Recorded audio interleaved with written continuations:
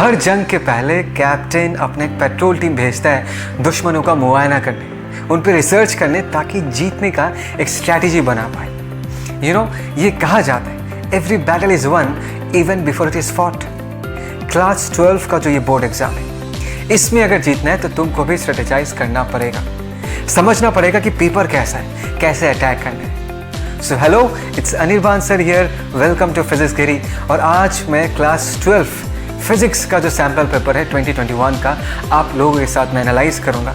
आपको मैं ये बताऊंगा कि कैसे कैसे पैटर्न ऑफ क्वेश्चंस आ रहा है, किन किन चीज़ों का आपको ध्यान रखना है। Okay, yes, if you are new to the channel please press the subscribe button and yes, bell icon भी प्रेस करना, बिकॉज मैं वीडियोस अपलोड करते रहता हूँ, you will get a notification. चलो लेट्स स्टार्ट द डिस्कशन। मैं सबसे पहले पेपर का एक शॉर्ट एनालिसिस प्रेजेंट करूंगा। मैं आपको ये बताऊंगा कि कितने सारे सेक्शंस हैं, कौन से सेक्शन में किस टाइप ऑफ क्वेश्चंस पूछा गया है, उसमें मार्क्स कितने हैं, उससे भी इंपॉर्टेंट कितने सारे इंटरनल चॉइसेस अवेलेबल हैं। तो लेट्स स्टार्ट। सबसे पहले we shall talk about section ए।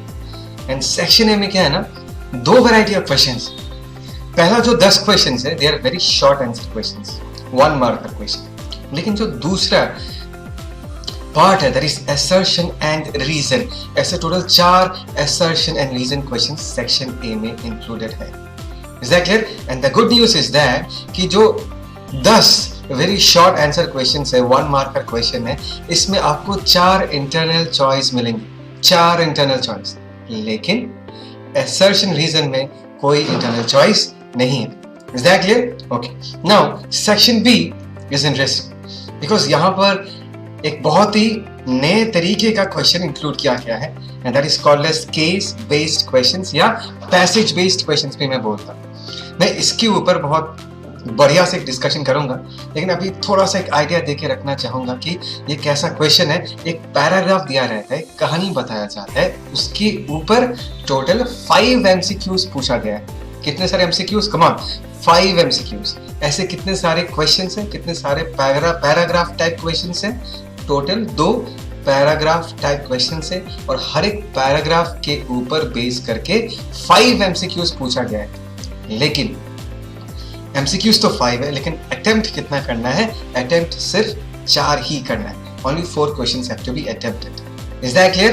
तो इसीलिए मैंने यहाँ पर एक इंटरनल चॉइस लिख कर रखा है, बिकॉज टोटल 5 क्वेश्चंस है, 5 MCQs है, और उसमें से आपको सिर्फ 4 ही करना है। ठीक है? मार्क्स क्या है? 4 मार्क्स करके है, 4 क्वेश्चंस है तो 4 मार्क्स करके। ठीक है? Section C short answer type questions, 2 marker question है, ऐसे टोटल 9 क्वेश्चंस है। ठीक है? एंड इसमें 3 इंटरनल चॉइस अवेलेबल है। Fine.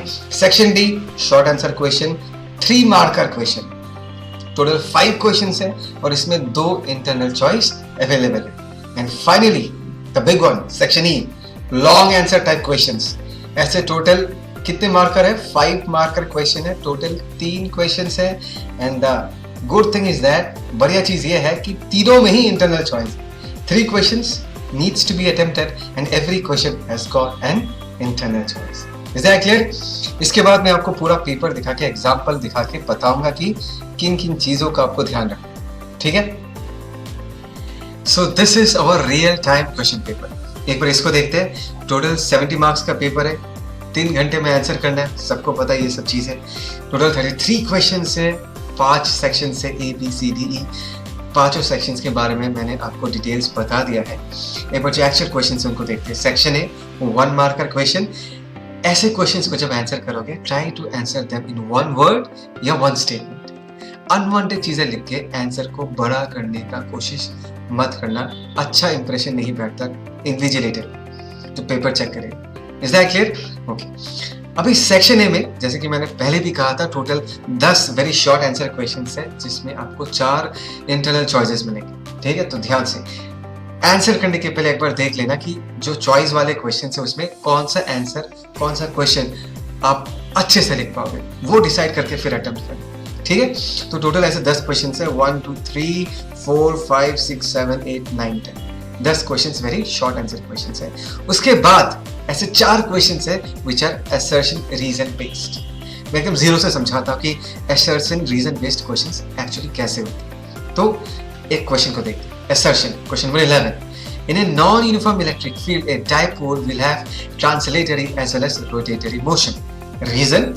In a non-uniform electric field, a dipole experiences a force as well as torque.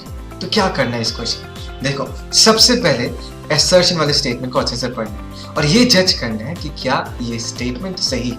This is the first thing that you need to decide. Step 1. Step 2. Reason वाले statement को अच्छे से पढ़ना है और ये decide करना है कि क्या ये करेक्ट स्टेटमेंट है. स्टेप 2 हो गया. स्टेप 3 में आपको ये भी देखना पड़ेगा कि ये जो रीजन है, is it the correct explanation for the assertion. क्या ये असर्शन का करेक्ट एक्सप्लेनेशन है? तब जाके आप करेक्ट ऑप्शन मार्क कर पाओगे. ऐसा 3 स्टेज प्रोसेस है. मैं ऑप्शंस दिखाता हूँ. आपके पास ऐसे टोटल 4 ऑप्शंस होंगे. Both A and R true. दोनों असर्शन रीजन सही है और जो रीजन है that is the correct explanation of it. अगर ऐसा है, ऑप्शन ए मार्क करना है. ऑप्शन बी क्या है? असर्शन एंड रीजन दोनों सही है, लेकिन रीजन जो है that is not the correct explanation of the assertion. Then it is option B. Option C क्या है? असर्शन सही है लेकिन रीजन गलत है. ऑप्शन डी क्या है? असर्शन गलत है, रीजन भी गलत है. तो थोड़ा सा दिमाग लगाना है इसमें अच्छे से, तब जाके तुम ढंग से इसको आंसर कर पाओ. ठीक है, ओके. आगे चलते सेक्शन बी. मैं सेक्शन बी को लेकर बहुत इंटरेस्टेड था बिकॉज फर्स्ट टाइम इस पैटर्न ऑफ क्वेश्चंस को इंट्रोड्यूस किया गया है.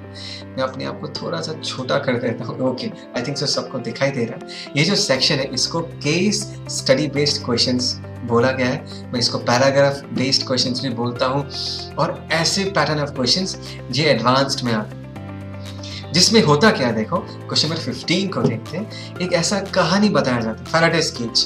This is the concept based on the idea of electrostatic shielding. इस कंसेप्ट के बेस्ड ये पैराग्राफ है. इस पैराग्राफ को अच्छे से पढ़ना है और इसी पैराग्राफ पे बेस्ड टोटल 5 क्वेश्चंस पूछा गया है. देखो 1 है ना, 2, 3, 4 and 5. All these 5 questions is based on the paragraph और आपको इन 5 में से सिर्फ 4 को अटेम्प्ट करना है. ठीक है, तो यहाँ पर भी आपके पास एक चॉइस है, यहाँ पर लिखा हुआ, ध्यान से देखो. अटेम्प्ट एनी 4 सब parts from each question. Is that clear? Okay. 15 है फैराडेज केज. 16 जो है that is based on the concept of sparkling brilliance of diamond. This is a question based on the concept of total internal reflection. Exactly same total 5 questions है, आपको 4 attempt करने हैं. ठीक है, okay fine. इसके बाद के जो sections हैं, जो remaining sections है, section C, section D, section E, इसमें नया कुछ नहीं है.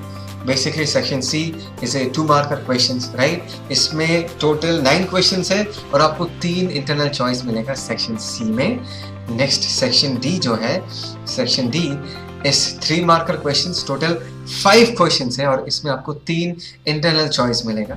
एंड लास्ट में जाके हमारा सबसे तगड़ा सेक्शन आता है, सेक्शन ई.